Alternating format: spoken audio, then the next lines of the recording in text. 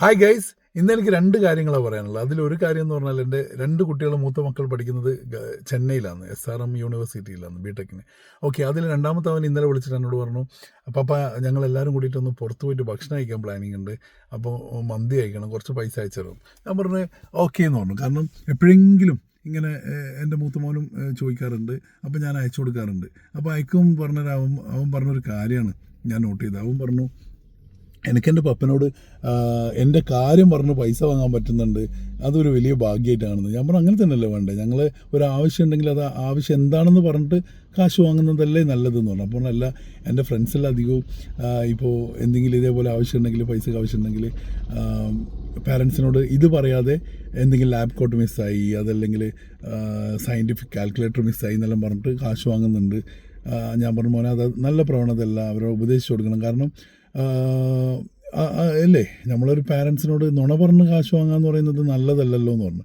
അപ്പം എനിക്ക് എൻ്റെ പാരൻസിനോട് പറയാനുള്ളത്, നമ്മൾ പാരൻസ് എന്താ ചെയ്യേണ്ടതെന്ന് പറഞ്ഞാൽ, കുട്ടികൾ ചോദിക്കുന്ന എല്ലാ കാര്യവും നോ പറയാതിരിക്കുക.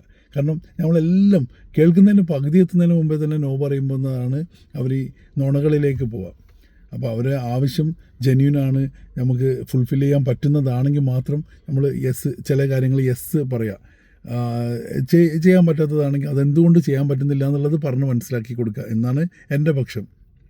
പിന്നെ എൻ്റെ മക്കളോട് പറയാനുള്ളത്, മക്കളെന്ന് പറയുന്നത് ഒരു വികാരമാണ്, ഒരു മോഹമാണ്. നിങ്ങളെ പല സ്ഥലത്തും ഞങ്ങൾ അയച്ച് പഠിപ്പിക്കുന്നതെന്ന് പറഞ്ഞാൽ ഞങ്ങളുടെ ഒരു ആഗ്രഹത്തിൻ്റെ പുറത്തും നിങ്ങളുടെ ഭാവിയുടെ സുരക്ഷ, നമ്മളൊരു ഇൻവെസ്റ്റ്മെൻറ്റ് പോലെയാണ് നിങ്ങളെ കാണുന്നത്. നമ്മളൊരു നമുക്ക് നിങ്ങൾക്ക് തരാൻ പറ്റുന്ന ഏറ്റവും വലിയ ഇൻവെസ്റ്റ്മെൻറ്റ് വിദ്യാഭ്യാസമാണ്.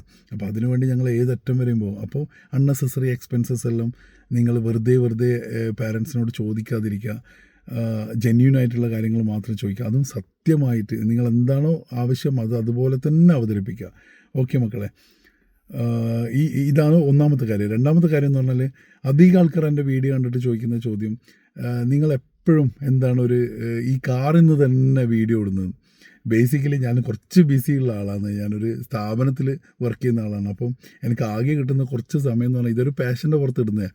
അപ്പം എനിക്ക് ആകെ കിട്ടുന്ന കുറച്ച് സമയം എന്ന് പറഞ്ഞാൽ, എൻ്റെ ഇളയ മോനുണ്ട്, UKG പഠിക്കുന്നത്, ആർമി സ്കൂളിൽ. അപ്പോൾ അവനെ കൊണ്ടുവിടുന്ന സമയം മാത്രമാണ് എനിക്ക് കുറച്ച് സമയം കിട്ടുക. അപ്പോൾ അതുകൊണ്ടാണ് ഞാനിങ്ങനെ കാറിൽ നിന്ന് തന്നെ ഇടുന്നത്. വേറൊരു സ്ഥലത്തുനിന്നും എന്താ ഇടാത്തതെന്ന് ചോദിച്ചിട്ടുണ്ടായിരുന്നു, അതുകൊണ്ടാണ്.